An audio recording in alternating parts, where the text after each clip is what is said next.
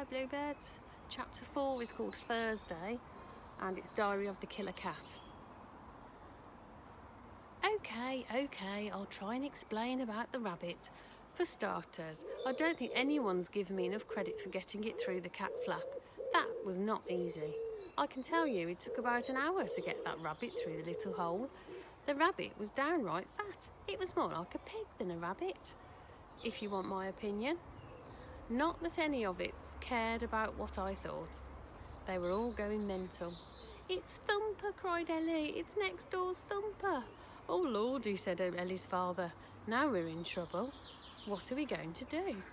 Ellie's mother stared at me. "How could a cat do that?" she asked. "I mean, it's not like a tiny bird or a mouse or anything. The rabbit is the same size as Tuffy. They both weigh a ton."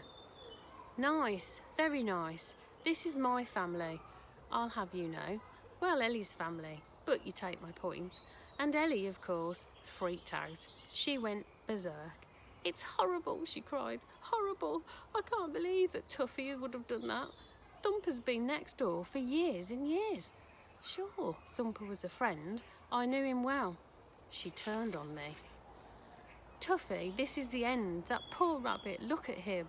There's a picture there, look. And Thumper did look a bit of a mess, I admit it. A bit of a mess, I admit it. I mean, most of it was only mud. And a few grass stains, I suppose. And there were quite a few bits of twig and stuff stuck in his fur. But no one gets dragged the whole way across the garden and then through a hedge and over another garden and through a freshly oiled cat flap and ends up looking as if they're just off to a party, do they? And Thumper didn't care what he looked like. Anyway, the rest of them minded though. They minded a lot. What are we going to do? "Oh, this is dreadful. Next door will never speak to us again. We must think of something." And they did. I have to say, it was a brilliant plan by any standards. First, Ellie's father fetched the bucket again and filled it with soapy warm water. He gave me a bit of a look as he did this, trying to make me feel guilty for the fact that he'd had to dip his hands in the fairy liquid twice in 1 week. I just gave him my odd "I'm not impressed" stare back. Then Ellie's mother dunked Thumper in the bucket and gave him a nice bubbly wash and a swill about. The water turned a nasty brown colour from all the mud, and then, glaring at me as if it were my fault, they tipped it down the sink and began over again with fresh soap suds. Ellie was snivelling, of course. "Do stop that, Ellie," her mother said. "It's getting on my nerves. If you want to do something useful, go and get the hairdryer." So Ellie trailed upstairs, still bawling her eyes out. I sat on top of the dresser and watched them. They upended poor Thumper and dunked him in the bucket. Good job he wasn't his old self. He'd have hated all this washing. And when the water finally ran clear, they pulled him out and drained him. And there she is, look.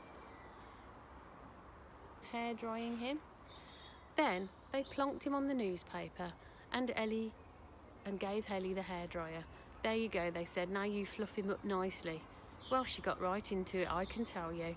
That Ellie could grow up to be a real hotshot hairdresser the way she fluffed him up, I have to say. I've never saw Thumper looking so nice before. And he lived in next door's hutch for years and years, and I saw him every day. "Hiya, Thump," I'd sort of nod at him as I strolled over the lawn to check out what was left in the feeding bowls further down the avenue. "Hi, Tuff," he'd sort of twitch back. Yeah, we were good mates, we were pals, so it was really nice to see him so spruced up and smart when Ellie had finished with him. He looked good. "What now?" said Ellie's father. Ellie's mum gave them a look, the sort of look she sometimes gives me, only nicer. "Oh no," he said, "not me, no.